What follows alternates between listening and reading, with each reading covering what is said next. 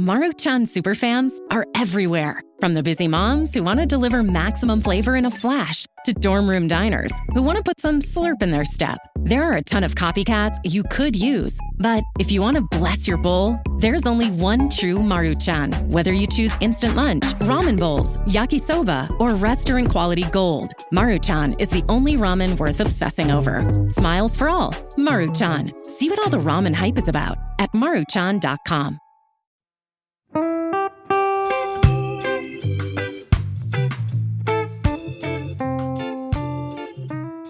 I remember Lucy saying very early on in her sobriety, we'd be out somewhere or going for a walk and she'd suddenly say, I really fancy a red wine. What, was that your choice? Was it red wine? It was red wine always, yeah. And I'd be like, God, really? Because I was further along the track. It wasn't really a very good thing to say to my new sober friend, was it? Really? That's no wonder I was worried about you all the time. Are you all right? Very thoughtful of me, was it? No, but we're just saying like that does happen, doesn't it? What I could do with a drink, Vic, couldn't you? No, actually, Lucy, I'm 4 years sober, so yeah, I think you might need to read a few more books. Yeah, so Lucy used to say that she needed a drink, and I remember like that feeling in early sobriety, like things would set me off, make me go, oh, I wouldn't mind a glass of wine, or I wouldn't mind a nice cold beer. But those things have faded for me over the time. And now I feel a sense of relief when I have those feelings. So if I get that moment when there's a beautiful sunset or something, a time where I would have reached for an alcoholic drink, instead of me feeling triggered now, as I said, 4 years into my sobriety, I actually feel a sense of total relief, which is how this, changes throughout your sobriety. Your attitude changes and your mindset changes. And, you did used to say that, but you wouldn't say that anymore, would you? No, I wouldn't. And I remember when we were first talking about me coming up to my 1 year, and you said, is there any chance that you would start again? And if you did, why would it be? And I knew straight away it was like just the one and only thing that is left for me that was good about alcohol was just that sort of that feeling after you'd taken your first drink and you felt good for about 15 minutes. Yeah. That's it. And I can see how minuscule that is now. And I mean, I expect that's actually probably even gone for you, hasn't it? That feeling of, because what I was see that it for even? what it is. Yeah, I know the repercussions from it. I know what's going to happen if I drink. I know my own behaviour so well, especially because we talk about it all the time and I write about it all the time. Like I can see every intricate detail of where I was going wrong throughout my life. So why would I therefore then repeat that behaviour again? But yet you do still have things that happen, don't you? Of course, and I still feel that feeling, but now I'm capable of changing that feeling. You're in total control of it now, whereas I'm at the stage where I'm still a little bit, I wouldn't go back to drinking, but I'm still a bit wobbly and I struggle to deal with the triggers and from the trauma of drinking. And so our listeners, I'm sure, are at loads of different stages as to where they are on that journey and how they feel about the years that they drunk. Because you hate yourself for a long time for drinking and making a fool of yourself. And, it takes a long time to forgive yourself, and that does come up. So, like we said in the intro, you might have not given up yet. And so this chat will possibly help people to know what's to come. Because it was something that I just didn't realise was going to happen. And it wasn't something, I didn't think I was going to be triggered a year into sobriety. Yeah, and of course, those triggers are what really often tend to make people relapse. So that's why we want to talk about it, because that feeling of anxiety that you feel in those moments is what makes you think about drinking again. Yeah, and just to know that they can happen when you're nearly 4 years, like you are, Vic, they can still happen. And people do relapse after 4 years. We've had people at the sober group who, I remember meeting a lady who had stopped drinking for 6 years. Yeah, and started again. And also things happen in life. Things happen that are out of our control, like what happened to us on Friday. Like things happen. I could never say I will never drink again. If I'm honest with you, right here in the troll booth, I couldn't say that. I would like to say that, but if something happened that was out of my control, I would like to think I wouldn't drink, and I don't think I would. But you never know, do you? You never know what's going to happen. I just have to... We should call this a truth booth. The truth booth. No, the troll booth's getting a bit negative, isn't it? But he is pacing outside the door. We haven't got a troll in it, unless we're the two trolls. Oh, yeah, we're the trolls. We're the trolls. The troglodytes. I like it being the truth booth. The truth booth. The truth booth. Yes. Okay, so let's get started, Vic, with all of our things that trigger us and all of the traumatic things in our life, just to entertain other people. Let's talk about the reasons we are traumatised by our drinking years, even when we're happily sober. Yeah, because I put quite a lot of thought into this. In fact, it was my choice, this topic, because it is something I've thought about a lot in the last year. Boring. Carry on.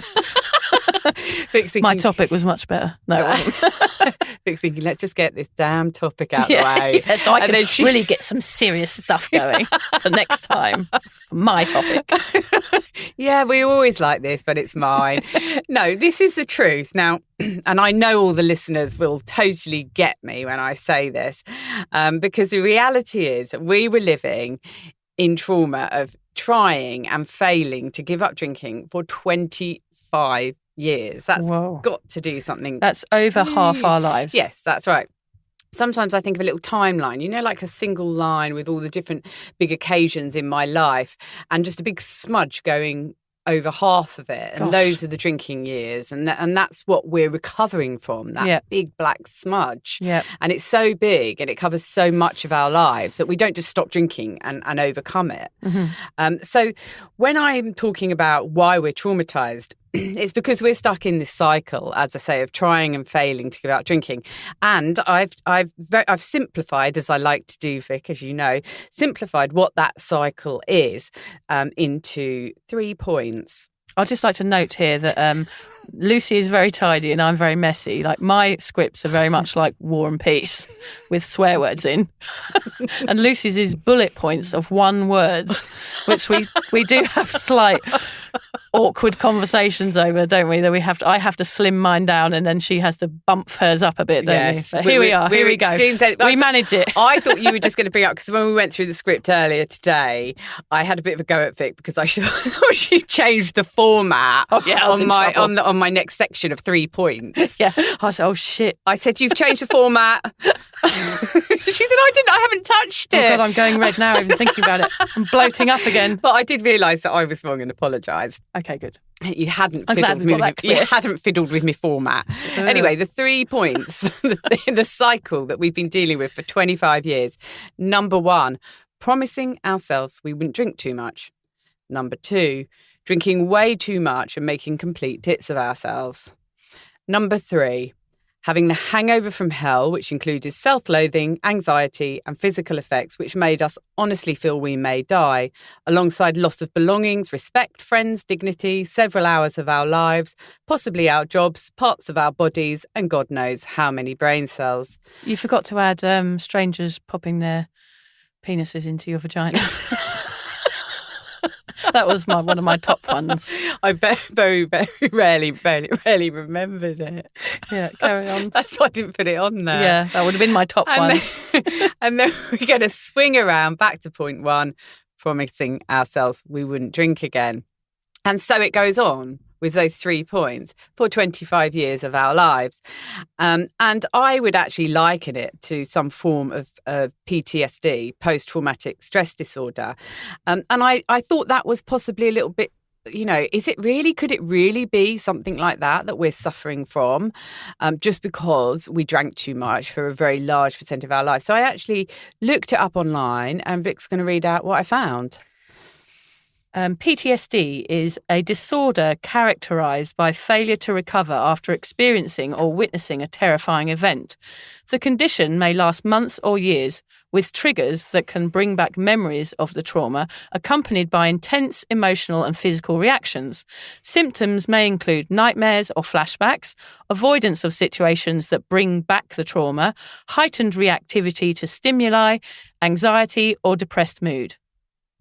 So, I mean, that is, isn't it? That's what we're suffering with, really. That's what the triggers are. They're taking us back there and making us feel traumatised, yeah. And that, for some, can make us think, gosh, thank God I don't drink. And for others, it can make me think, gosh, I would like a drink. Yeah, exactly. And it can be a trauma that, it can trigger that traumatic stage in your life that doesn't necessarily make you want to have a drink, but it's still a very difficult time to deal with. Mm-hmm.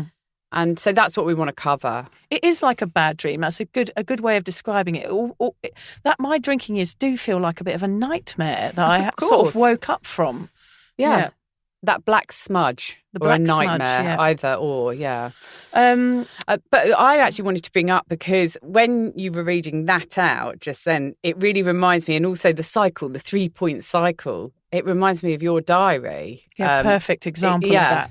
Because your diary was, I really don't want to drink again. I don't like myself for drinking. I don't like who I am when I drink. And then the next day, the entry would be, went out last night and drank too much. That's what was happening. And how many years ago was that, Vic? I mean, that was 15 years ago. But I've got diaries from when I was 16 onwards that all say the same thing. It's, I went out last. I can see early teens. There's a point where I was enjoying it, but I still see that my behaviour was worse than most people. That it was more outlandish. That I was the one instigating, and that it was from a very, very young age that I was creating this trauma for now. Yeah, it never ended. So, and you picked up that there was something different about your drinking to other people's. Definitely, yeah. I was the bloodhound. Yeah, was it the bloodhound, the booze hound? The booze hound, yeah, the bloodhound sniffing out the booze. You were, yeah. Whereas other people were having a drink, but not on that kind of level where nothing else matters. No, I wanted to get blotto. That was my aim, was to get blotto and look how brilliant I am to everybody else. Look how drunk I can be. Yeah. It's terrible, really. Look how fast I can drink this pint of Stella. Yeah, no, snake bite and black. Oh, but mine was Stella. A Luton record. Oh, you've gone up in my estimation. Thank you. Can I quick bow down? Yeah. A Luton record. So that struggle caused me now to suffer in ways I could never have predicted.